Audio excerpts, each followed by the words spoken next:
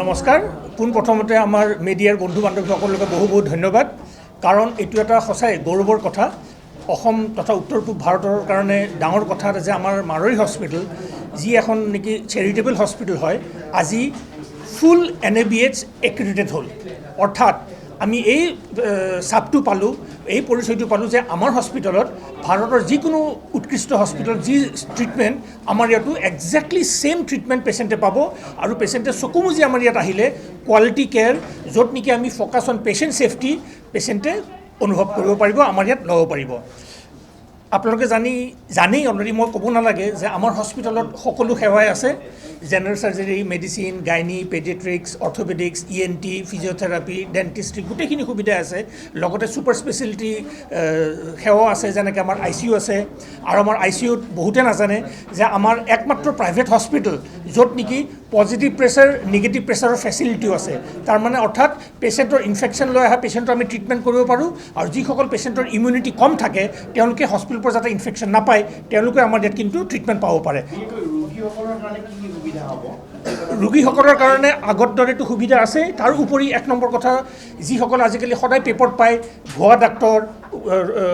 ভুৱা মেডিচিন ভুৱা নাৰ্ছ এক নম্বৰতে থাকে এতিয়া যিহেতু এখন আমাৰ NABH ফুলি NABH এক্ৰেডিটেড হস্পিটেল ৰোগী এজন আহিলে মই কোৱাৰ দৰে যিসকল আমাৰ ইয়াত কাম কৰে অৰ্থাৎ ডক্টৰ হওক নাৰ্ছ হওক বা বেলেগ পেৰামেডিকেল টেকনিচিয়ান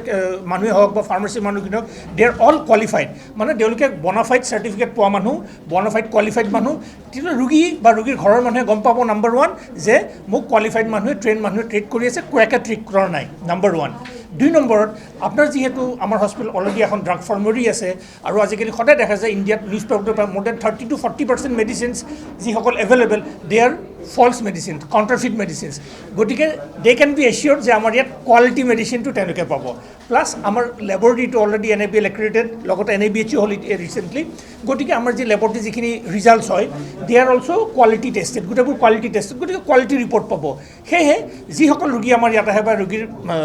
আত্মীয়সকল আহে তেওঁলোকে এটা নিৰ্ভৰশীল জাগাত আহিব পাব তেওঁলোকে জানে যে আমি এটা ছেফ জাগাত আহিছোঁ য'ত নেকি খৰচ গুৱাহাটীৰ যিকোনো হস্পিটেলৰ তুলনাত 30 to 40% লেছ আৰু অতি দৰিদ্ৰ মানুহৰ কাৰণে আমাৰ ইয়াত মোৰ দেন 20% আমাৰ বিচনা ফ্ৰী য'ত নেকি ৰোগীৰ কাৰণে এক পইচা বিচনাৰ কাৰণে দিব নালাগে ডাক্তৰৰ চিকিৎসাৰ কাৰণে পইচা দিব নালাগে নাৰ্ছৰ ট্ৰিটমেণ্টৰ কাৰণে দিব নালাগে তাৰ উপৰিও আমি তেওঁলোকক খোৱাটো আমি কিন্তু বিনামূল্যত প্ৰভাইড কৰোঁ তাৰপিছত ফ্ৰম টাইম টু টাইম আমি ফ্ৰী চাৰ্জাৰী কেম্প কৰোঁ যোৱা বছৰ আমি কৰিছিলোঁ ফ্ৰী চাৰ্জাৰী কেম্প য'ত নেকি আমি এপেণ্ডিক্স গলব্লাডাৰ আৰু হাৰ্নিয়া সম্পূৰ্ণ বিনা পইচাত আমি অপাৰেশ্যন কৰিছিলোঁ তাত আমি মানুহৰ পৰা আপোনাৰ ইনকামটো আমি নুসুধোঁ আপুনি যদি বিচাৰে যে নাই মই জেনেৰেল ৱাৰ্ডত থাকিম ইউ আৰ ৱেলকাম মই ফ্ৰী চাৰ্জাৰী কেম্প কৰিব বিচাৰিছোঁ you are welcome without any proof of income আমি তেওঁলোকক এই সেৱাটো দিওঁ উইথ ন' ডিছক্ৰিমিনেশ্যন